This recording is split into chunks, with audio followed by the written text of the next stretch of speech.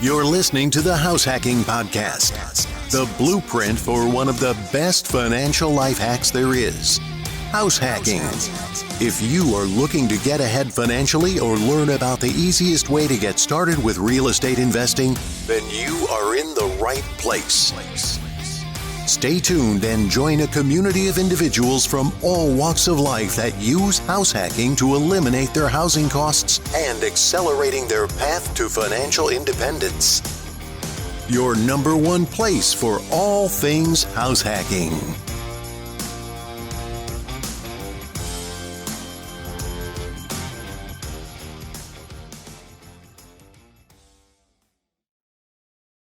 Matt, I'm so excited to have you on the show today. Thank you for joining us, man. How you doing and where are you calling in from? Doing great, man. As I said, feeling a little better. Had a weird stomach bug earlier in the week, so glad that I'm feeling better for this podcast. Calling from New York City. It's right actually behind me, if you can see. A little hazy out there, but yeah, from right in Queens, right outside of New York City, and I invest in the suburbs of New York City on Long Island. Awesome. And, you know, for folks that don't know you, you actually did a house hack and you did it via the 203k loan program, which is sort of why we brought you on. But before we sort of dig into the nitty gritty of that, I mean, just give folks a high level summary of sort of your house hacking experience and how you had this huge upside that you were able to create with that first house hack that you did. Sure. So I tried for many years to break it into real estate investing, tried all the strategies you could think of and that you see, you know, all over the internet and all over Bigger Pockets, what have you. And through, you know, all my different rabbit holes going down, I eventually found out the 203k loan, which is a renovation loan, an owner-occupant renovation loan where you're able to purchase a property plus add the renovation cost to that loan. And the cool thing about a 203k loan, using an owner occupancy, which I was doing a house hack as well, plus a live-in flip basically, you know, I was able to put down a really low down payment, only 3.5%. So it ended up being about $9,500 out of pocket. You know, I renovated the house. I looked for a really deeply distressed duplex, which allowed me to live in one unit, rent out the other for the time that I was living there. You know, built in good 130k in equity, and was able to live for free for a little while being able to rent out that other unit. And now, you know, since I've moved out of there, moved on, and that house is a cash flowing asset for me. It gets me about $2,000 per month right now still. So, and it was definitely the foundation to starting my real estate investing career. Since then, I went into the flipping game and I haven't really looked back. Awesome. I love that, man. It was like 9,500 into 130k. You live for free. Now it produces a bunch of cash flow for you, and it helps sort of as a jumping off point into a broader real estate investing career. So let's really dig in and start with the beginning. I mean, what do we need to do for a 203k loan? I mean, how do we qualify? What's really the first step? I mean, can we look at properties first and then go do apply for the 203k, or what do we need to think about as sort of a first step in using this process? Great question. So, you know, a lot of what I've been pushing for with my community and building the 203k way was trying to take the veil away from this loan, right? It is a complex loan from a 30,000 foot view, but it's extremely powerful, kind of as we just covered, right? When you do know how to use it.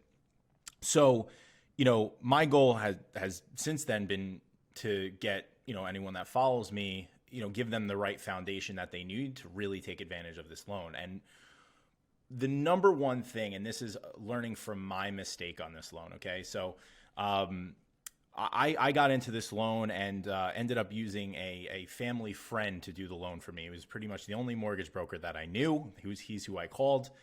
You know, he's like, oh yeah, I'll help you out. Totally, let's do it. Lo and behold, we find out as we start getting into this loan, he had never done it before, nor had anyone in his office done it before. So they were doing me a favor, but there's a lot of intricacies in it. If you're not used to the loan, you could really run into some issues on it. So sure enough, I did. And luckily, it was still all worth it. We did get through all the roadblocks and you know, we stumbled along the way, but we made it through. But number one is really just finding an experienced 203k lender. The reality of it is, you know, most of the loan officers out there, they're doing arm's length transactions, right? They're looking for regular refinances. They're looking for, just a regular conventional home buyer, FHA even, home, mortgages are pretty status quo. But the 203k is one where they're like, I don't really know about this. I don't, there's extra work involved. I'm just going to stay in my comfort zone and just keep working with that. So what they'll do is sometimes you get borrowers that go up to these loan officers and they ask them about the 203k and they're like, oh, I've heard it's crazy. I've heard it's tough. I heard there's a lot of red tape and everything. You don't want to do that. And people get turned away very quickly. And that's why I kind of say sometimes it's real estate's best kept secret, because for the people with the patience that actually stick through with it or actually have the, foundation and know what steps to take to use it, by getting a good lender, stuff like that, you have a wildly powerful loan product at your fingertips that you could leverage to do a house hack, to do a live-in flip. And, if you're really starting out, that could be a big foundation to your career. Awesome. All right. So step one is find an experienced loan officer with 203k, not the family friend or the guy that never does it.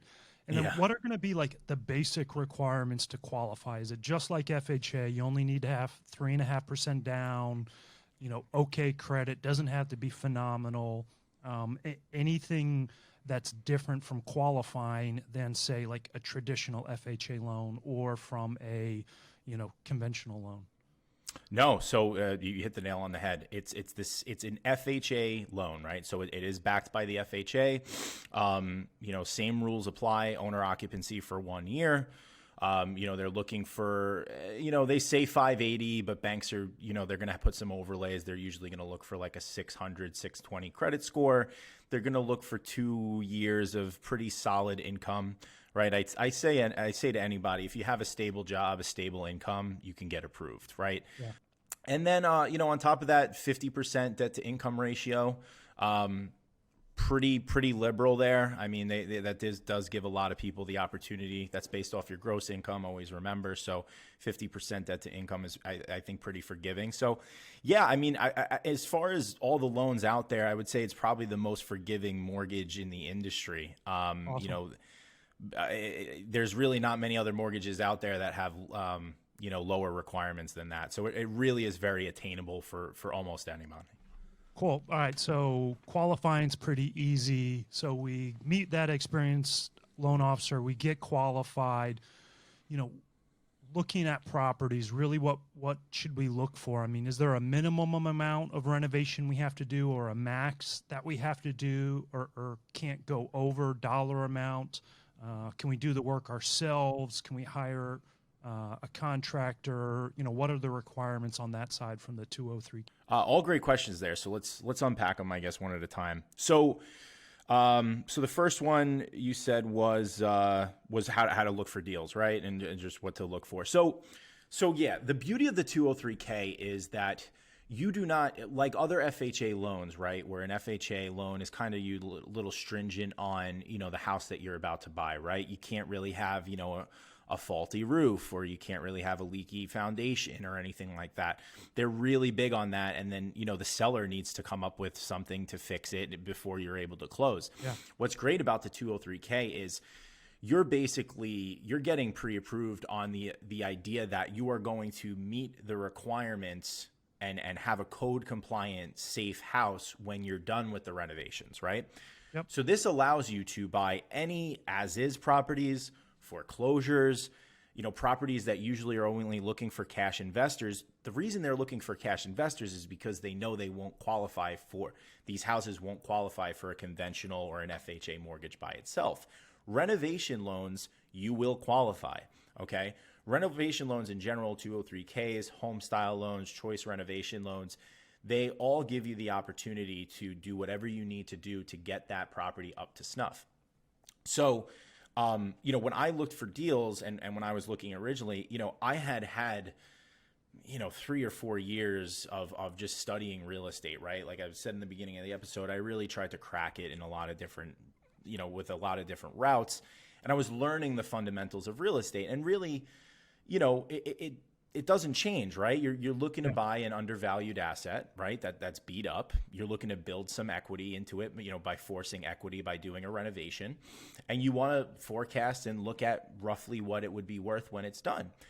If you have some, if there's a difference between what you put in versus what you get out at the end, that's equity. And then you could use that equity as you please. So what I really looked for is I just really looked for, the most beat up stuff I could find. And honestly, when I first walked into this, I was looking for stuff that maybe wasn't as beat up as I needed it to be, because I found out very quickly, when I did this, I was about 26 years old. So, my income wasn't great. I was working alone, single income, working single guy, single income. I had a decent job as an engineer. And, but, I still, on Long Island, New York, with super high taxes, the taxes on my property now are $13,000 a year. Right. Yeah. So high taxes, buying a property on Long Island, you're usually looking in the 300s, 350s. I found a property that was literally an old crack house. They used to sell drugs out of it, and it was down the block from a train station next to a church, which was sad for the church for a little while that they're dealing drugs right next door. But that was what was in my budget. So, I was looking for pretty much the most beat up properties out there. Okay. So what ends up, let me just stop you there. So yeah, you really want to look for a beat up property. And now, is the FHA 203k program going to limit, like, can we do 200,000 in work or 100,000 in work? Do they have any requirements from the renovation side, or is that pretty much open? So the short answer is no, virtually no. The long answer is every area in the country has FHA loan limits. Okay. Yep. Your FHA loan limit may depend on your area, and you could easily Google FHA loan limits. You could search up your county. It goes so like usually New York by county County is going to be way higher than Iowa, a county in Iowa where the just median home price is way lower. Right. And basically your limit is what the maximum loan amount is in that market. Okay. So, so you can buy a house for, let's say you buy a shack that's just about falling down. It needs to be an existing property. That's a key point. Big question a lot of people ask. There has to be some sort of existing structure to build off of. You can't build on land, but off of that existing structure, you could buy, a thing that's fallen down for 50 grand and it needs $250,000 worth of work. If you're all in, if you can afford that loan and you get approved for that loan amount, and you have the plans to do the work, and it's all within the FHA loan limits, which are very, very liberal. In many areas, it's very hard to hit those limits. Then you're all set. There's really no true limit. Awesome. So basically if you could find a shack or a place that needs a lot of work and it's 200 grand and it needs 200 grand in work and the loan limit is 417,000, you're good to go. So now, let's move on to this next little piece here. Is there a limit as far as the dollar amount? Can you do any of the work to yourself, or could it be any contractor? Do we have to have a special certified contractor? How does that process work with the 203k loan? Sure. So another great question, Andrew. So a lot to unpack here again. I'm going to try to be as clear as possible with this. So there's two versions of the 203k loan. Okay. There's one that's called the limited. It was called in the past the 203k Streamline. And essentially what that is it's basically a less paperwork version, less kind of requirement from the contractor side. They get 50% of the payment for the renovation up front, and they get 50% at the end upon completion, right? But your max limit on that is like 30,000, with a little bit of contingency, it's like 35,000. So that's like for your lipstick rehabs or a lipstick and a little dress up on the end of it, right? A lot of cosmetic stuff, yeah. A lot of cosmetic stuff. And on something like that, the bank, they yield to the bank on whether the bank would allow someone to do the work on their own. Generally speaking, they won't even consider you unless you have some sort of GC license. You can prove that you have ample experience in doing renovations. Yep. And guys, take it from me, pay the best you can, pay as much as you can afford for the best contractor out there. Price and cost are two different things. Price is what you pay. Cost is what it costs you long term. Any cheap contractor you use will always cost you more in the long run. Take it with my experience. Then there's just the 203k full a 203k, a regular 203k, right? Where the renovation limit is kind of, it's infinite, so to speak. You then need to get involved someone who's called a 203k consultant. Now, a 203k consultant is a neutral third party. They're technically hired by the borrower. Usually who they are, they're home inspectors that have this certification under their belt. And what they do is they go in initially with you when you do get into contract on the property. They go in and they complete a schedule of repairs, right? So they basically come up with everything that needs to be done to the property, A, to make it up to code and be compliant with FHA standards. That's number one. And B, everything that the borrower would like to do, okay? They come up with that. They give rough estimates based on, schedules of values in the market. Usually they're pretty in tune with, the values of labor and material in that market. And they give you a rough estimate of what it's going to take. Yep. From there is when you start to bring contractors on board. Now, to answer your question about the contractors, there's no such thing really as a certified contractor, okay? The 203k contractor doesn't necessarily, the contractor doesn't necessarily need to be certified to do a 203k. The bank does require them to be bonded, insured, licensed, and you, the borrower, should make sure that they're bonded, licensed, insured. They're not fly-by-night guys. Okay. This is for, any contractor that's done insurance work in the past is no stranger to doing this type of scenario where the money gets put into escrow, right? As soon as you go into closing, the contractor gives you a bid, right? Say you decide on a contractor, they give you a bid, you get the estimate, you submit the estimate to the bank, everyone agrees, the 203k consultant, you agree, the contractor agrees. Let's say it's $100,000. At closing, that $100,000 goes into escrow. Then what happens is the 203k consultant, you and the contractor, as the project progresses, you get together. The 203k consultant objectively looks at every single thing that happened on the property, marks it down, pays the contractor for exactly what they finished, and then they request a draw. The draw from the bank usually comes in like 2 to 3 business days. Then they get a check and you can continue down the process. So it's important to just have contractors that, again, great. If you could find contractors that have 203k experience, absolutely. And there's a lot of different methods to do that. You could use your resources, your network. You could Google it. You could Google 203k contractors. They're out there. Yeah. But don't feel like you have to. When we did it, we just used a family friend that was, a good contractor and good GC. And, they kind of went through the growing pains of the paperwork, but they had the license, they were insured, they were reputable, and they made it happen. So that's really all you need. So I always, again, to reiterate, look for the best guy that you can afford on this, because it's really important that you have someone with their ducks in a row and someone that isn't cash poor. You know what I mean? On a draw schedule, if you get a guy that's spending the money faster than it's coming in, and he has no other money coming from anywhere else to finish your project's going to die on the table, on the operating table. That's a great tip. Not only for the 203k, like any contractor you work with, you want them to be able to put some money into the job and not have to like call you up on a Thursday and be like, I can't pay my guys tomorrow, I need a check, or hey, I can't go to the lumber yard to buy all the supplies unless you give me the money up front. So yeah, that's an awesome little golden nugget of info you dropped right there. Yeah, for sure. Cool. So we've got the loan, they build in those bids. Loan closing goes sort of just like any other loan closing. They put that renovation money into escrow. So how does your payment actually work then? So, if the property was $200,000 and there's $100,000 in work, do you on day one start paying a mortgage on that full $300,000 balance? Or how does that actually work? Because if the money isn't paid out yet, explain that process just a little bit for us. I love your questions, man. So you're basically finding all the plot holes in my story, and all the things that I stumbled with. Number one, you found the lender, how important it is to have a good lender.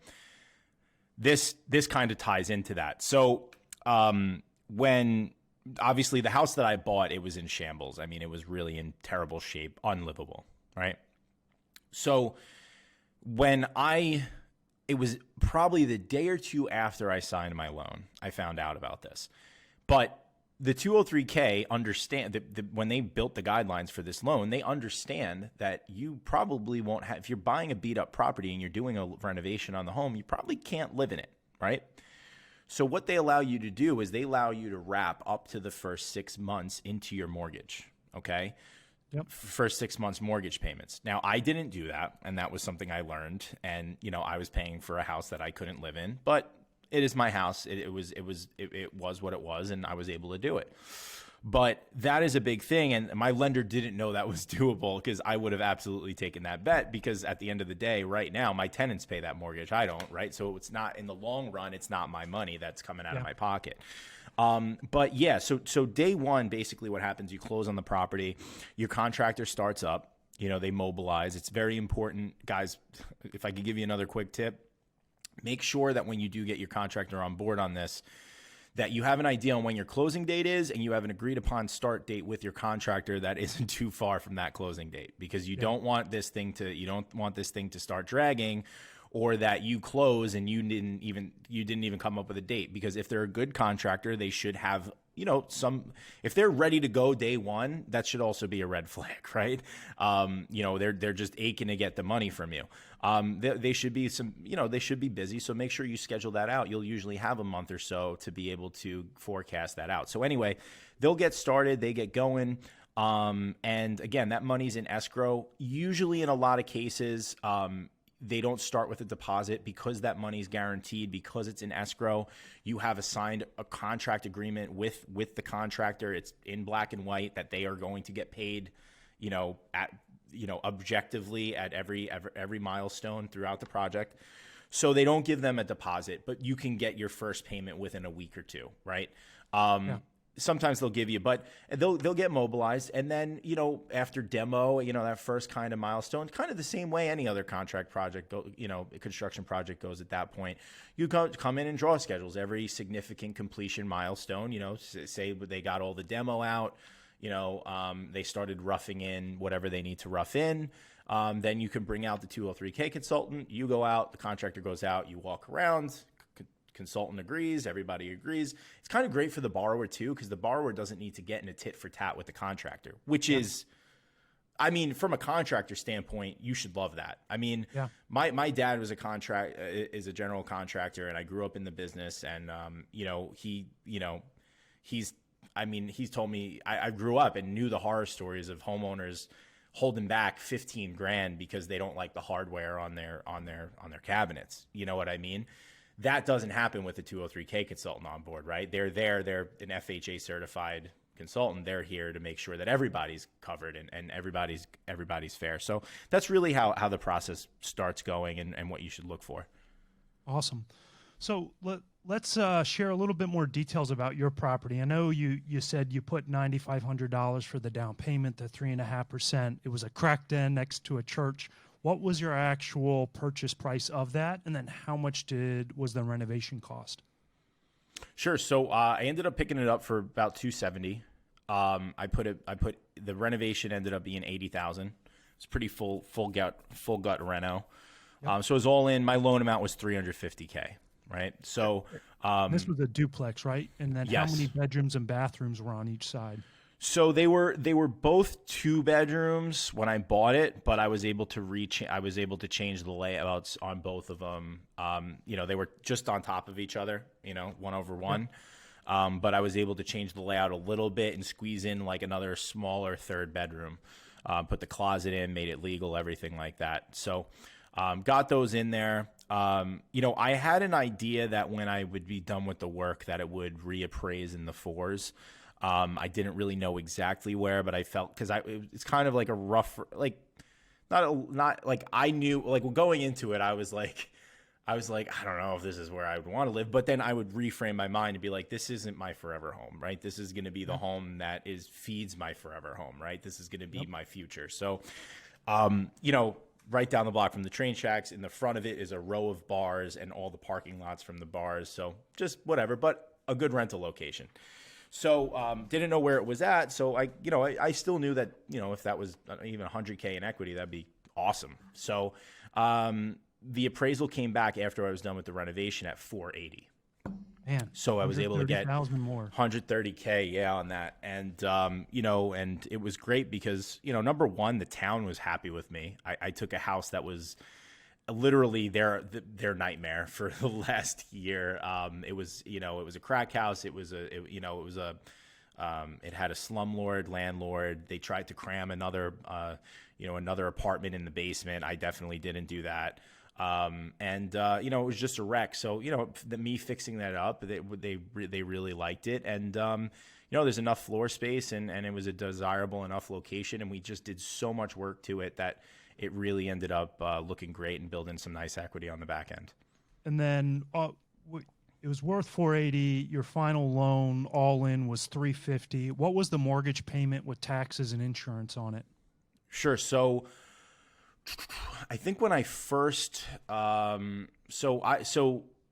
just to give you some insight. So basically what I did after that was I did refinance out and I refinanced into conventional because as you guys listening might know, as you might know, FHA programs or any really subprime mortgages, right? Subprime meaning anybody that puts less than 20% down on a mortgage payment. You're considered subprime and therefore you pay some form of mortgage insurance usually.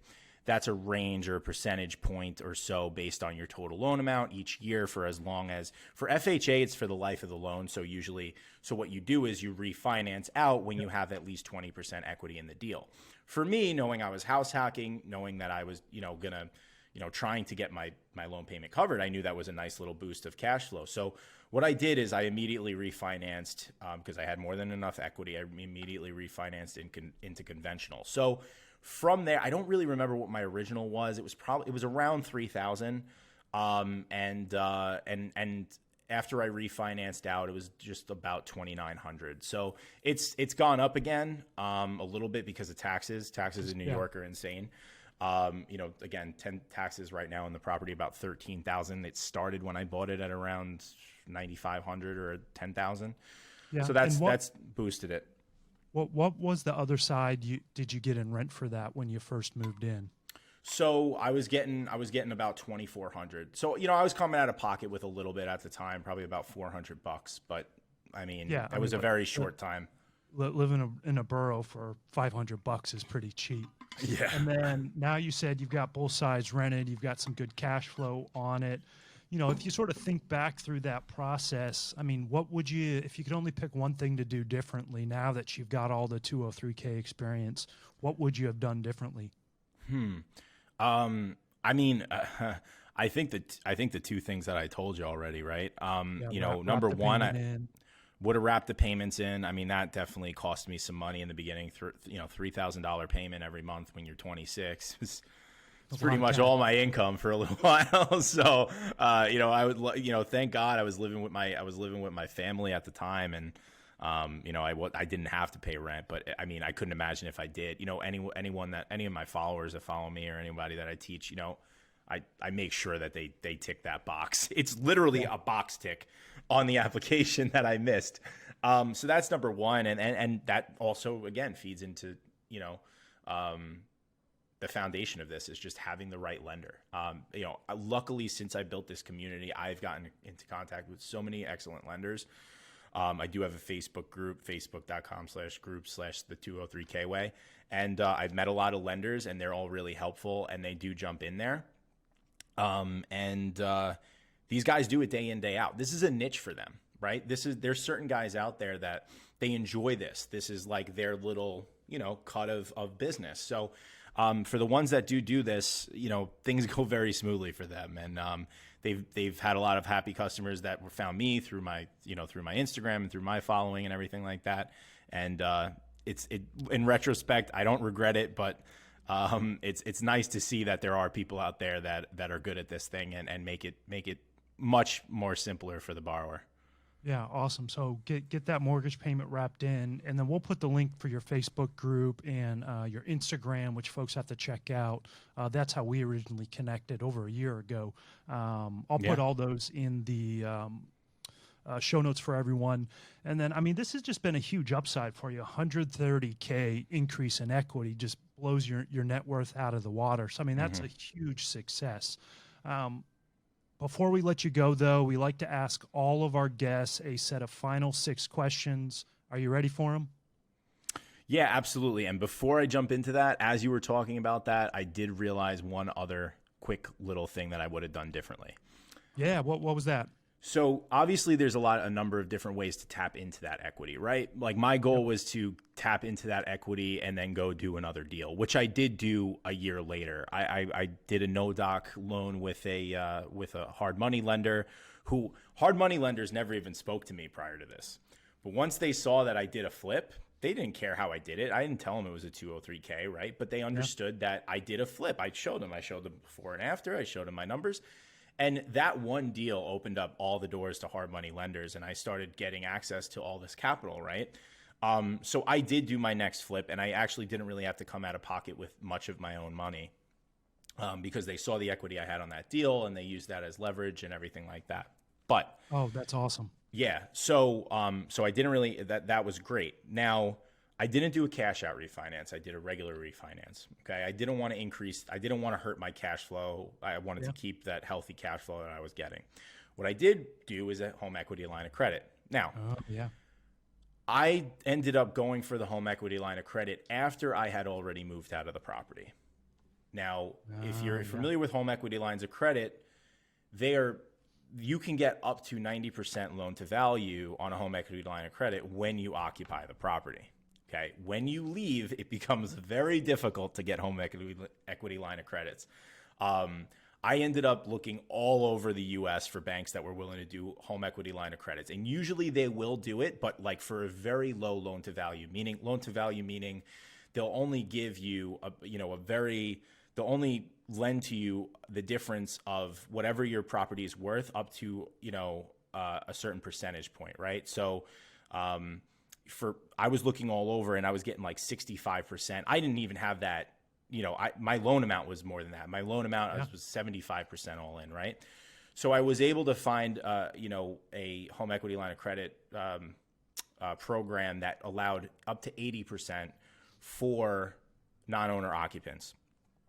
So I did that. But if I had taken out that HELOC when I was still living there, I probably would have pulled out another 40,000 in potential liquid equity there. So guys, before you move out, get that HELOC, and that's going to make sure that you really refinance the first mortgage, get rid of your mortgage insurance for the FHA, and then go apply for the HELOC, and you have that HELOC that you can tap into, and then move out of the property. Absolutely. Oh yeah, that's an awesome one, man. All right, well let's start wrapping this one up. Yeah, let's hit those questions. All right, so first question: what's your favorite personal finance related blog, podcast, YouTube channel that you like? Ooh, good question. I mean, I'm just a big fan of everything Bigger Pockets. I mean, it's easy to say they're definitely the best and their great following holds up to it. So I would say anything from Bigger Pockets. The Bigger Pockets podcast I've always been a fan of, especially the newer ones for new investors getting into it. They've had some really great guests on there. So yeah, I would say that's probably number one. Awesome. So number 2 is what's your actual favorite real estate related blog, book, podcast. So I'll let you switch those if you want to make Bigger Pockets number 2 and something more personal finance related if you want. Yeah. So,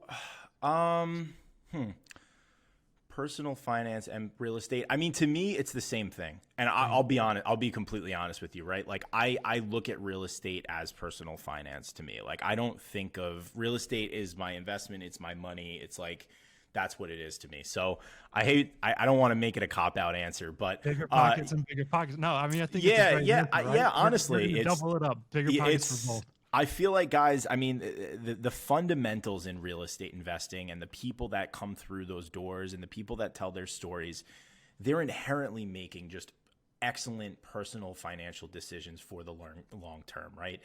It took me a long time as a young gunner. I traded penny stocks. I tried trading options. And I realized very quickly, and a lot of people learn the hard way, that, the quicker money comes in, the quicker it goes out.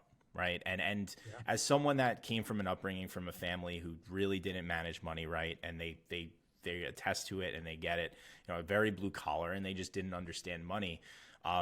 I didn't understand it either. Therefore, I would go for these get rich quick schemes. It took me a good decade to figure out that getting rich slow is really the cool way to do it. And it's really the best way to do it, because the slower money comes in, the slower it'll go out as well. And all those fundamentals are wrapped into real estate investing across the board. I love that. I love that. I think I'm going to use a part of that as a quote on one of the social media graphics. That I love it for sure. Yeah. All right. So question 3 is, what's been your favorite travel destination so far? Oh man. So my wife and I, it's a good tie. We've been blessed, and I thank real estate for a lot of it. We've been blessed to do some traveling the last couple of years. Unfortunately, last year weren't able to do any.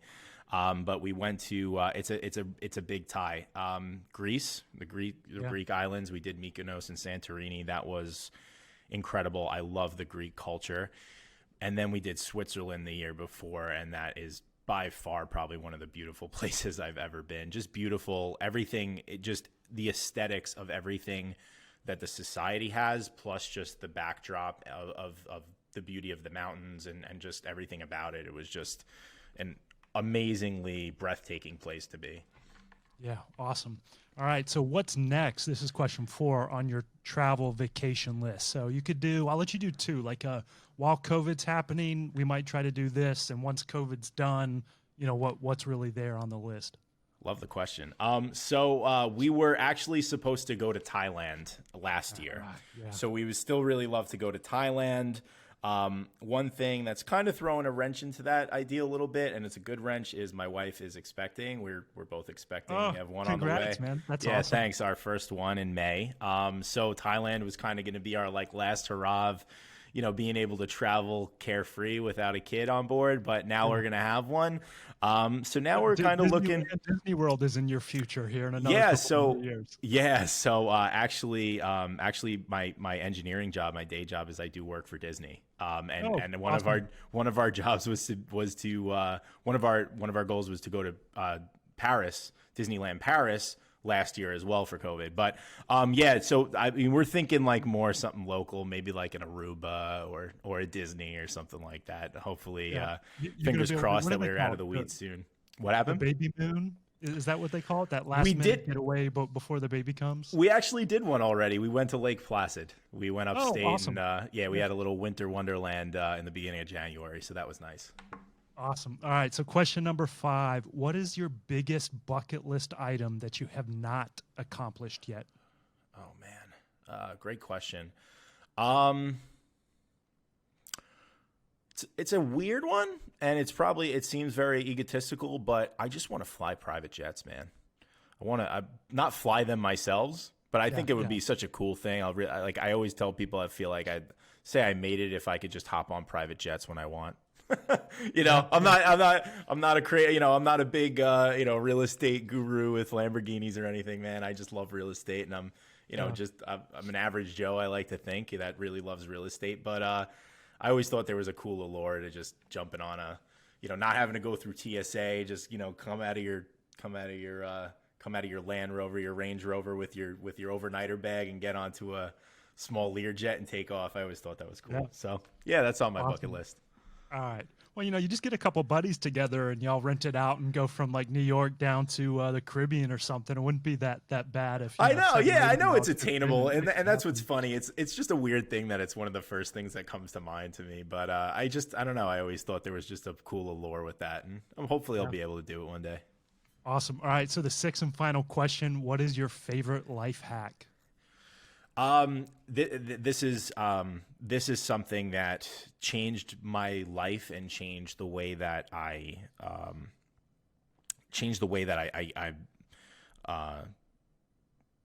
basically do my daily regimen, right? I audited my time. I read a book about auditing your time and basically going in, tracking everything you do throughout the day and making note of everywhere where you kind of waste time. Social media, especially now, is such a big time sink.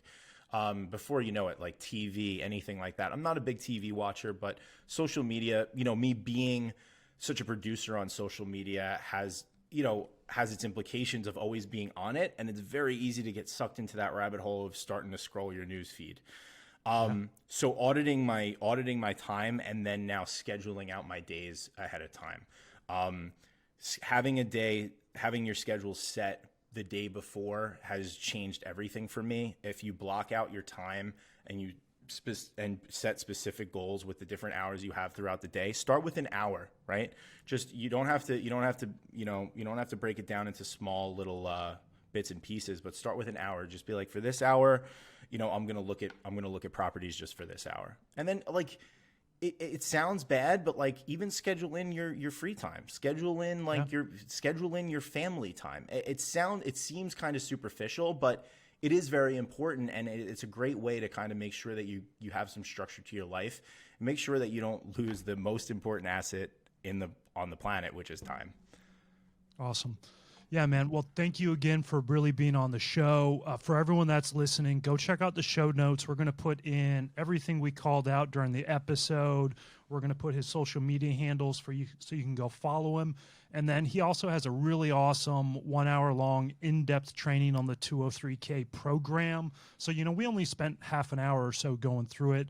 We'll put the link for that so folks can go check it out as well if you're looking at doing a 203k loan. Thank you again for being on the show, man. It was awesome chatting with you today. Thanks, Andrew. You asked some killer questions, and always a pleasure. Thanks a lot. Awesome.